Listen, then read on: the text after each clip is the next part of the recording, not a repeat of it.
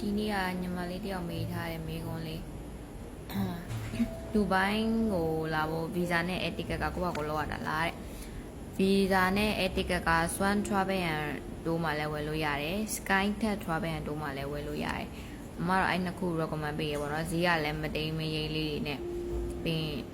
အဲ့နှစ်ခုတွေကမှတက်တာတဲ့ဟာကိုရွေးပေါ့နော်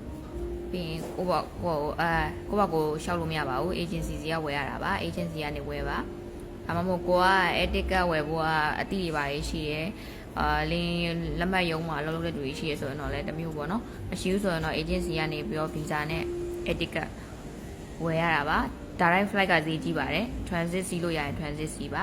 ကိုယ်ပတ်စံတက်နိုင်တယ်ဆိုလို့ရှိရင်တော့ direct နဲ့လာပေါ့နော်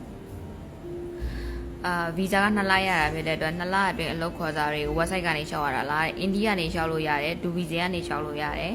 ပြီးရင် Facebook မှာကို join နေတဲ့ career နဲ့ဆိုင်တဲ့ group တွေရှိတယ်ဆိုလို့ရှိရင်မြန်မာ group တွေရောနိုင်ငံခြား group တွေရောနှစ်ခုလုံးအကုန်လုံးကို join ထားပါ join ထားပြီးအဲ့ဒါအလုပ်ခေါ်စာတွေတင်တဲ့ဟာတွေကိုရှောက်ပါပြီးရင်ဒီမှာနေဖို့2နှစ်ဗီဇာကတထေးကလုပ်ပြရတာကိုယ့်ဘာကိုရှောက်ရတာလားတဲ့ကိုကအလုပ်ရပြီဆိုလို့ရှိရင်2နှစ်ဗီဇာကိုတထေးတွေက run ပေးပါတယ်အရင်ဆုံး e visa 2လရမယ် e visa 2လအတွင်းမှာဆေးစစ်မယ်ဆေးအောင်ပြီဆိုတာနဲ့ ID run ပေးပါတယ်တထေးတွေဘက်ကပေးရတာပါကိုကအလုံးမရဘူးဆိုလို့ရှိရင်တော့တချို့တွေက2နှစ် freelance visa ဝယ်ကြတယ်အဲ့ဒါတွေကဈေးရမ်းကြီးပါတယ်8000 9500 8000ဝန်းကျင်လောက်ရှိတယ်ကိုကကိုဝယ်တွေလည်းရှိတယ်ဒီ project တိုင်းကတော့ဒူဘိုင်းမှာက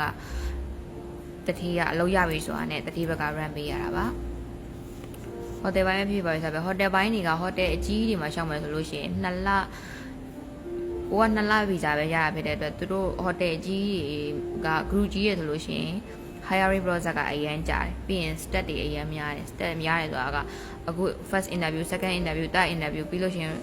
တခါသူတို့ဘက်ကတောင်းတဲ့ document တွေလည်းအရင်များတယ်အဲ့တော့ကိုကအချိန်ပေးနိုင်တယ်ဆိုရင်တော့ဟိုတယ်ကြီးတွေရှောက်ပါအဖြောဆရာ barista ပဲရှောက်မယ်ဆိုရင်တော့မြန်မာပြည်ကနေသင်တန်းတက်လာပါသင်တန်းကမြန်မာပြည်မှာအခု specialty နဲ့ပတ်သက်တဲ့သင်တန်းပေးတဲ့သင်တန်းကိုရွေးပြီးတက်ပါဒီပေါ်ပင်နေမှာတော့မတက်နဲ့ပေါ့နော်တေချာသင်ပေးတဲ့သင်တန်းတွေရှိပါတယ်အခုအဲ့သင်တန်းတွေမှာတက်ပြီးတော့တေချာသင်ပြီးတော့လာမယ်ဆိုလို့ရှိရင်ကိုကလည်းအင်္ဂလိပ်စာပြောဖို့ confidence ရှိရဲဆိုလို့ရှိရင်အလုပ်ရဖို့လွယ်ပါတယ် main ကလေးတွေပို့ပြီးအလုပ်ရဖို့လွယ်ပါတယ်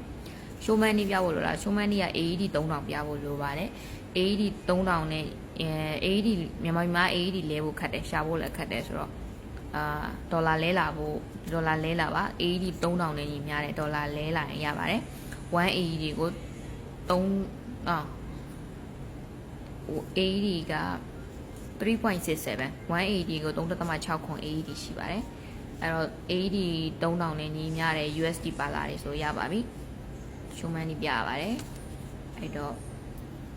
ဒီညီမလေးလိုမျိုးမေခွန်းနေတခါတည်းချက်ပေါက်ကနေပြီးမေခွန်းတစ်ခါတည်းပို့ရဆိုလို့ရှိရင်ပြန်ပြေးရဖို့လွယ်ပါတယ် Hello hi မဲ့ပို့ထားရင်ဘာမှဆက်ပြောလို့မရပါဘူးပြီးရင်ညီမကလုံးလုံးနေဖြစ်တဲ့အတွက်အလုပ်အားတဲ့အချိန်မှာတခါတည်း reply ပြန်ပေးရတာဆိုတော့မေးမဲ့မေခွန်းတခါတည်းရေးပြီးပို့ထားပါနော်အားတဲ့ခါပြန်ဖြေပေးပါမယ်ကျေးဇူးပါအကုန်လုံးအလုပ်ရကြပါစေကျမကြီးကောင်းကြပါစေ